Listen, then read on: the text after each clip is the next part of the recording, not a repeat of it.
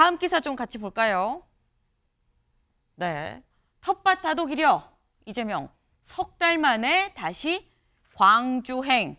네, 광주로 갔다라는 얘기입니다. 여기 같이 보겠습니다.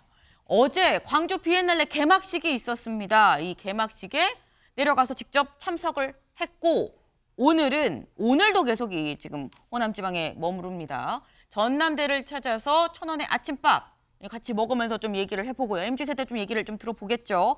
그리고 난 다음에 현장에서 최고위도 연다라는 건데 지금 급락했던 지지율이 최근에 좀 회복세다라는 기사입니다. 네, 김관욱 교수님. 네. 이재명 대표가 뭐 어떤 기사는 비 내리는 호남선에 탔다. 뭐 이런 얘기를 했더라고요. 다시 텃밭 챙기기에 좀 집중해서 좀 나서는 것 같은 모습입니다.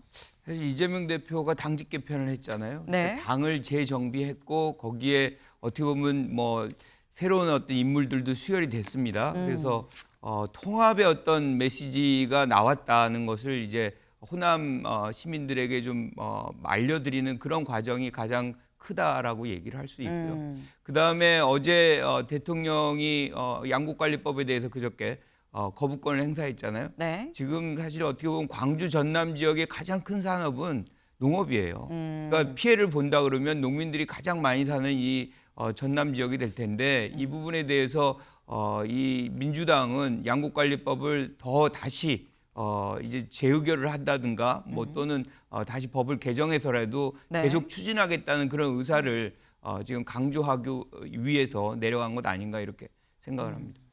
일단 말씀처럼 이재명 대표 이번에 내려간 게 지금 석 달 만입니다. 그리고 내려가기 직전에 뭐가 있었느냐.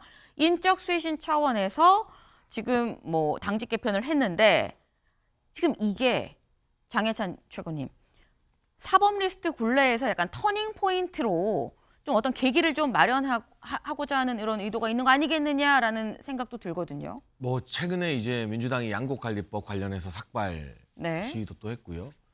또 대통령실에서 후쿠시마산 수입물 절대 들여오지 않는다고 했음에도 불구하고 또 이 반일 관련해서 계속해서 공세를 높이고 있습니다. 네. 뭐 사무총장 교체하지 않았다고 뒷말이 많지만 어쨌든 인적 개편을 통해서 새로운 인물들이 카메라와 언론 앞에 나오고 있고 또 좀 송구스럽긴 하지만 저희 신임 지도부가 뭐 잇따른 설화나 이런 부분으로 국민들께 우려 끼쳐드리기도 했고 여러 가지가 맞물려서 민주당의 어떤 지지율이 회복세인 것은 부정할 수 없는 사실이고요. 네. 이재명 대표의 사법 리스크 같은 경우도 1차 체포동의안 반란표가 대거 나오면서 가장 분위기가 안 좋았다가 그 이후에 당직 개편 등으로 조금 이 사법 리스크와 관련된 분위기를 희석시키고 있거든요. 네. 근데 이 사법 리스크라는 게 저는 끝나는 것이냐. 그렇지 않다라는 말씀을 드릴 수밖에 없고 지금 김성태 전 쌍방울 회장이 대북 송금과 관련해서는 직접적인 진술을 막 쏟아내고 있어요. 네. 대장동 같은 경우는 유동규, 남욱 등은 전부 다 이재명 대표에게 불리한 진술을 하는데 네. 측근인 정진상, 김용은 아직 입을 열지 않고 있고 중간에 핵심 연결고리인 김만배 같은 경우도 아직까지 검찰이 원하는 방향의 진술은 하지 않고 있습니다. 그러니까 네. 넘어야 할 관문이 좀 남아있는 상태에서 1차 체포 동의안이 왔던 건데요.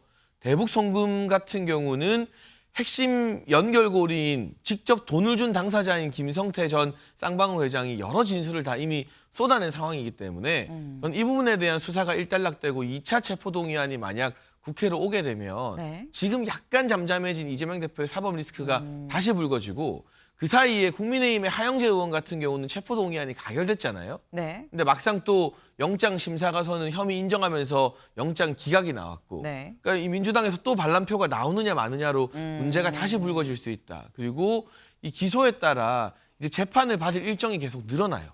벌써 공직선거법 재판 같은 경우도 2번을 다녀왔는데 네. 갈 때마다 한나절을 다 쓰거든요.